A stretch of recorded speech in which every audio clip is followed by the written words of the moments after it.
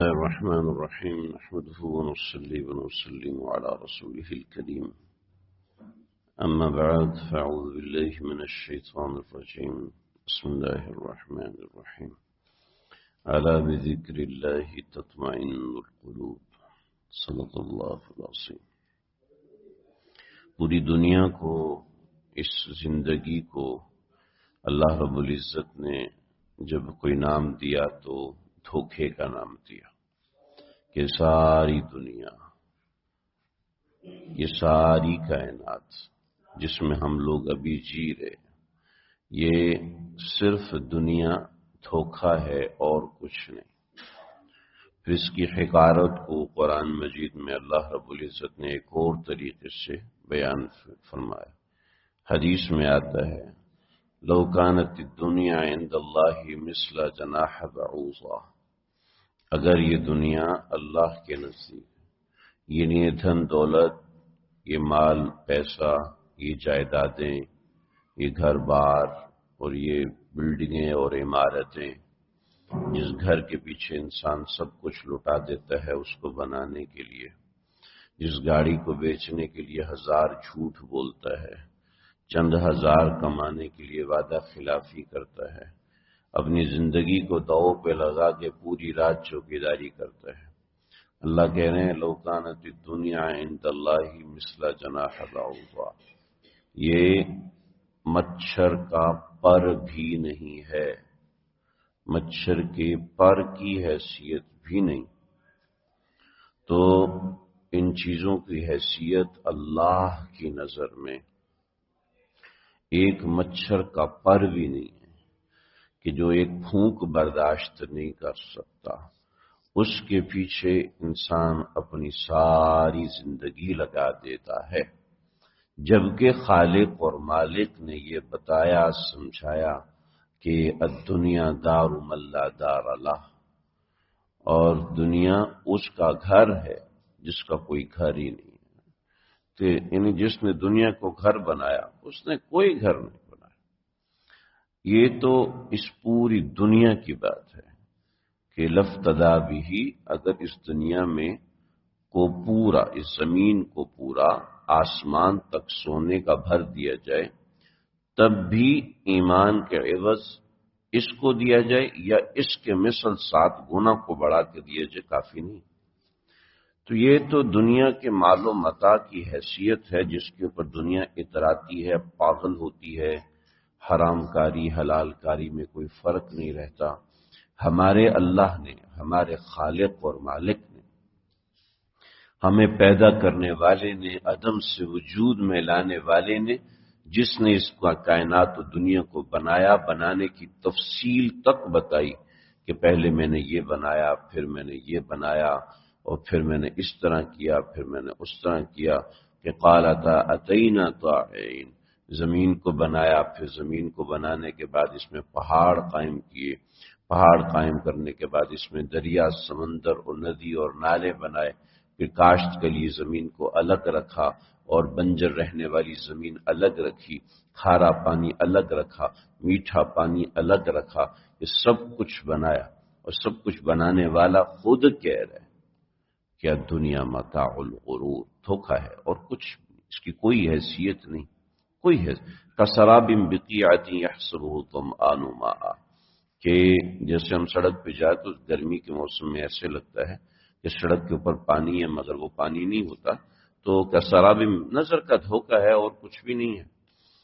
اللہ اس کا یقین میرے دل میں اتارے، اللہ اس کا یقین ہم سب کے دل میں اتارے کہ انسان بڑا ایسا ثابت ہوا ہے کہ بیٹھا ہوا ہے اور رو رہا ہے، رو رہا ہے، رو رہا ہے، کتاب پڑھتا جا رہا ہے اور پاگل ہو رہا ہے. حالانکہ باہر لکھا ہے کہ ناول ہے، باہر لکھا ہے کہ فرضی کتاب ہے، باہر لکھا ہوا ہے، مگر پھر بھی اس کو پڑھ رہا ہے، پھر بھی اس میں مشغول ہے، پھر بھی اس کا سسپینس ہے کہ یہ بندہ مرے گا یا زندہ رہے گا، پھر بھی اس کے پیچھے پاگل ہے. پوری دنیا ڈرامہ اور فلم کے پیچھے پاگل ہوتی ہے، اور اس ڈرامہ اور فلم کے اندر کام کرنے والوں کے پیچھے پاگل ہوتی ہے. حالانکہ سب جانتے ہیں ڈرامہ اور فلم حقیقت نہیں ہوتی، 100% جھوٹ ہوتا ہے. مگر چونکہ اس کو ویژلائز ایسا کیا جا رہا ہے، اس کتاب کو اس طریقے سے پیش کیا جا رہا ہے کہ وہ کتاب ایسے لگ رہا ہے کہ جیسے حقیقت کا رخ ہے، جانتا وہ بھی ہے کہ یہ کچھ بھی نہیں ہے، جانتا وہ بھی ہے یہ ایویں گھڑی ہوئی سٹوری ہے، مگر وہ اس کے پیچ و خم میں ایسا اپنے آپ کو مشغول اور مدہوش کر لیتا ہے کہ وہ اس سے باہر نہیں نکل پاتا۔ نمازیں بھی اس کی اس میں خراب ہوتی ہیں، کھانا بھی اس میں خراب ہوتا ہے، بیوی سے اس پہ لڑائی ہو جاتی ہے، بیوی کی شوہر پہ لڑائی ہو جاتی ہے ڈرامہ دیکھنے کے پیچھے، بچے الگ اگنور ہوتے ہیں ڈرامہ دیکھنے کے پیچھے۔ لیکن انسان کیا ہے؟ انسان آرام سے دھوکہ کھا جاتا ہے۔ یہ انسان کا مزاج ہے کہ جو اس کو آنکھ سے نظر آ رہا ہوتا ہے وہ سمجھ لیتا ہے کہ یہ سب کچھ ہے۔ دوسری طرف اللہ نے جس چیز کو کہا کہ یہ چیز میرے نزدیک سب سے بڑی ہے، اس چیز کی حیثیت سمجھ میں نہیں آتی، اس لیے کہ کانسیپچل بیس بنی ہوئی نہیں ہے ہماری، اور ہم نے اس کو دیکھا نہیں۔ اللہ نے فرمایا وَلَذِكْرُ اللَّهِ أَكْبَرُ، وَلَذِكْرُ اللَّهِ اکبر، کہ اللہ کا ذکر کائنات کی سب سے بڑی چیز ہے۔ اللہ کے ہاں جو سب سے بڑی چیز ہے اللہ کو یاد کرنا۔ حدیث میں آتا ہے پیارے نبی صلی اللہ علیہ وسلم نے فرمایا کہ اللہ تعالیٰ نے فرمایا الکلام الذی یبینہ النبی بلفظہ وینسبہ الی ربہ وینسبہ الی ربہ، علامہ علوسی نے فرمایا کہ حدیث قدسی اسے کہتے ہیں کہ هو الکلام الذی یبینہ النبی بلفظہ، کہ نبی اپنے الفاظ سے کسی کلام کو بیان فرمائے، وینسبہ الی ربہ، اور اس کی نسبت اللہ کی طرف کرے، تو اس کو کہتے ہیں حدیث قدسی۔ تو نبی علیہ الصلوۃ والسلام نے ارشاد فرمایا کہ اللہ فرماتے ہیں، یعنی حدیث قدسی وہ کیا ہے کہ جب میرا بندہ مجھے اکیلے میں یاد کرتا ہے تو میں بھی اپنے بندے کو اکیلے میں یاد کرتا ہوں۔ جب میرا بندہ مجھے اکیلے یاد کرتا ہے تب میں اپنے بندے کو اکیلے یاد کرتا ہوں۔ اللہ اکبر، کیا خوبصورت بات ہے کہ میرا اللہ مجھے اکیلے میں یاد کرے۔ کیا میری ایسی نسبت تھی؟ کیا میرا ایسا مقام تھا؟ کیا میرا کوئی ایسا کام ہے کہ مجھے میرا اللہ تنہائی میں یاد کرے؟ اللہ اکبر، اتنا بڑا انعام، اتنی بڑی چیز اللہ دینے کو تیار، بندہ پھر بھی نہ کرے تو ظاہر بات ہے وہ کتنا بدبخت ہوگا۔ تو جب بندہ اکیلے میں مجھے یاد کرتا ہے تو میں اس کو اکیلے میں یاد کرتا ہوں، اور جب میرا بندہ مجھے لوگوں میں یاد کرتا ہے تو میں اس سے بہتر لوگ یعنی فرشتوں میں اسے یاد کرتا ہوں۔ تو اللہ کی یاد اس کائنات کی سب سے بڑی چیز ہے۔ ملا علی قاری رحمۃ اللہ علیہ لکھتے ہیں الذاکر کالواقف علی الباب، آپ لاہور سے چلتے 18 گھنٹے کا سفر کیا اور کراچی پہنچے، اور کراچی پہنچ کر آپ نے اپنے بیٹے کے گھر کا، اپنی بیٹی کے گھر کا دروازہ بجایا۔ تو یہ جو دروازہ بجانا ہے نا، یہ جو ہم نے نماز پڑھی ہے، ہم نے روزہ رکھا ہے، ہم نے یہ سب چیزیں کی ہیں، یہ ساری وہ سفر ہے، مگر یہ جو تنہائی میں بیٹھ کے اللہ کو یاد کرنا ہے، یہ ایسے جیسے آپ اپنے بیٹے کے گھر کی بیل بجا رہے ہیں کہ ہاں بیٹا میں تمہارے دروازے پہ پہنچ گیا ہوں۔ فرمایا الذاکر کالواقف علی الباب، ذکر کرنے والا ایسا ہے جیسے کوئی بندہ اللہ کے دروازے پہ کھڑا ہے۔ اور آپ خود بتائیں کہ آپ کے گھر پہ ایک بندہ دور سے آتا ہے، وہ آپ کے رابطے میں ہے، آپ کی بیل بجاتا ہے، آپ دروازہ نہیں کھولیں؟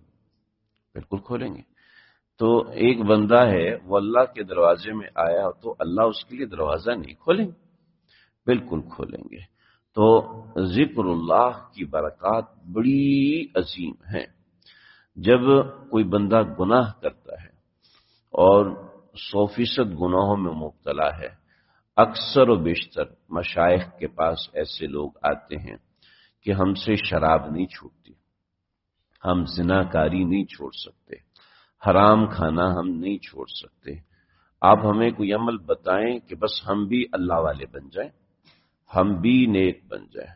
تو حضرات اکابر ان کو صرف یہ کہتے ہیں کہ میاں 5 منٹ 10 منٹ اکیلے بیٹھ کے اللہ کر لیا کرو، اپنی آنکھیں بند کر کے سر جھکاؤ اور اللہ اللہ یعنی اللہ کو یاد کر لیا کرو کہ کچھ دیر آنکھیں بند کر کے دنیا سے، موبائل سے، نیٹ ورک سے، نوکری سے، بیوی سے، بچوں سے، والدین سے، دوست اقارب سے، دنیا کے جھمیلوں سے، مہنگائی کی پریشانیوں سے، ادھر ادھر کی تکلیفوں، ان سب سے کٹ کے خالصتاً کونے میں بیٹھ کر، اگر کونا میسر نہیں تو سر پہ چادر ڈالو اور کچھ دیر اللہ کو یاد کرو۔ آپ جو جم کرتے ہیں وہ انرجی ڈرنکس پیتے ہیں تو ان کے جسم میں ایک طاقت آتی ہے، ایک پھرتی آتی ہے، اور وہ پھرتی ان سے ان کے کام میں آتی ہے، استعمال ہوتی ہے۔ ایسے ہی جب اندر اللہ کا ذکر ہوتا ہے تو اندر کی صفائی کرتا ہے، وہ اندر کو دھوتا ہے۔ کسی بندے میں شہوت کا مرض ہے، وہ اندر سے دھلنے لگتا ہے۔ ایک صحابی آئے، یا رسول اللہ میں بہت زیادہ ڈیسپریٹ ہوں، مجھے آپ زنا کی اجازت دیں۔ اب میں تھوڑی دیر بیٹھ جاؤں، تھوڑی دیر ان کو بٹھایا اور پھر آپ نے فرمایا تم جس کے ساتھ زنا کرنے کی اجازت مانگ رہے ہو وہ کون ہے؟ کہ رسول اللہ ایک عورت ہے۔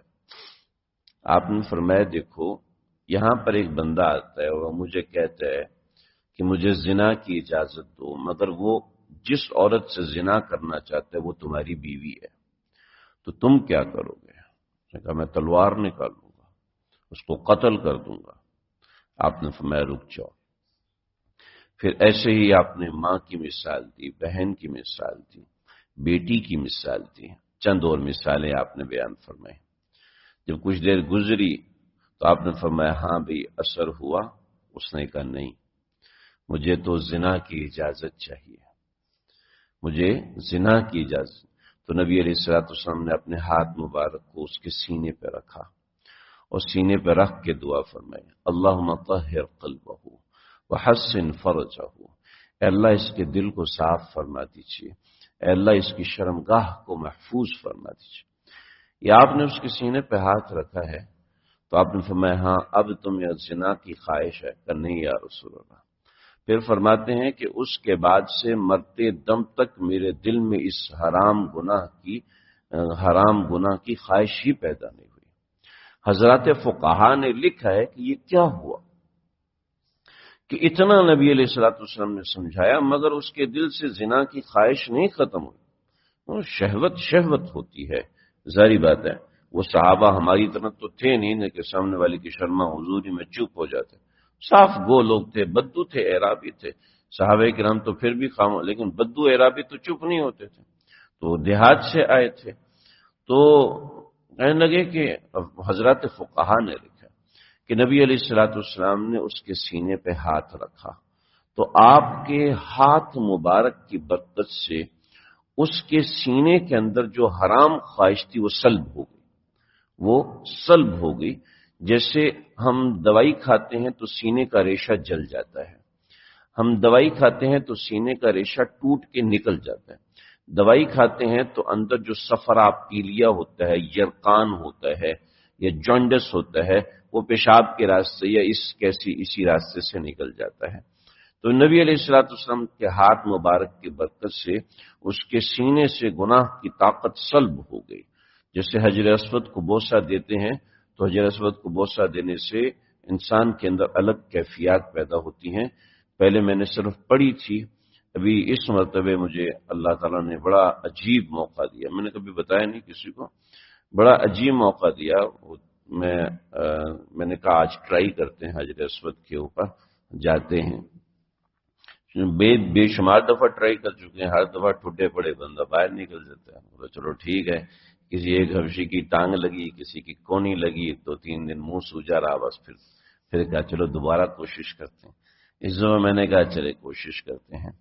تو 2 ہمارے ساتھی تھے، انہوں نے مجھے 2 ایسے ماشاءاللہ ہٹے کٹے موٹے موٹے پنجابی تھے، انہوں نے مجھے دھکا دیا، کہا ہٹو یہاں سے۔ میں نے کہا یہاں سے کون ہٹتا ہے یار، کوئی حبشی ہو وہ ٹانگ وانگ مارے تو بندہ 2-4 فٹ دور نکلے، تمہارے دھکے سے کیا ہوتا ہے۔ لیکن وہ کچھ زیادہ ہی سیریس تھے، میں دیوار کے ساتھ کھڑا تھا، تو ایسی لوگوں نے خود ساختہ لائن بنائی ہوئی تھی، تو انہوں نے مجھے ایسے زور سے دھکا دیا۔ میں نے زور سے دھکا دیا، میں آگے گرا، میں تھوڑا سا غصہ بھی آیا، میں نے پیچھے دیکھا تو بڑی حیرت ہوئی کہ وہ وہاں پہ جو شرطے تھے انہوں نے پیچھے سے رسی باندھی اور رسی باندھ کے اندر کے 15-20 لوگوں کو سائڈ پہ کر دیے کہ یہ لوگ بوسہ دیں گے۔ میں نے کہا آپ کے دھکوں کے اوپر 10 دفعہ سلام ہو، آپ نے بڑی مہربانی کی، مجھے ایسا دھکا دیا، نہیں تو میں آپ لوگوں کے پیچھے کھڑا ہوا تھا۔ خیر، جب میں حجر اسود پہ پہنچا، چونکہ ایک لائن لگی تھی، تو حجر اسود پہ پہنچا اور جب میں نے حجر اسود کو بوسہ دیا تو 15 سے 20 منٹ تک مجھے سمجھ ہی نہیں آئی کہ ہوا کیا ہے میرے ساتھ۔ مجھے شرطا کہہ رہے ادھر جاؤ، میں جا کے سیدھا شرطے سے ٹکرایا، تو اس نے مجھے کہا خیریت ہے، ٹھیک ہو، عربی میں کہا۔ اس نے مجھے دوسری طرف بھیجا، میں گھوم کے اس طرف، نہیں 3-4، چونکہ وہ جگہ خالی کر رہے تھے حرم کے پاس، تو وہ 2-3 منٹ میں گھومتا رہا، مجھے سمجھ میں نہیں آ رہی کہ مجھے جانا کہاں ہے، ادھر جانا ہے یا ادھر جانا ہے، حالانکہ وہ مجھے صاف کہہ رہے ادھر جاؤ، میں جا ادھر ہوں مگر نکل ادھر ہوں، تو سمجھ ہی نہیں آئی۔ یعنی ایسا لگا کہ جیسے اللہ رب العزت نے پتہ نہیں کوئی ایسا ناقابل بیان الفاظ نہیں۔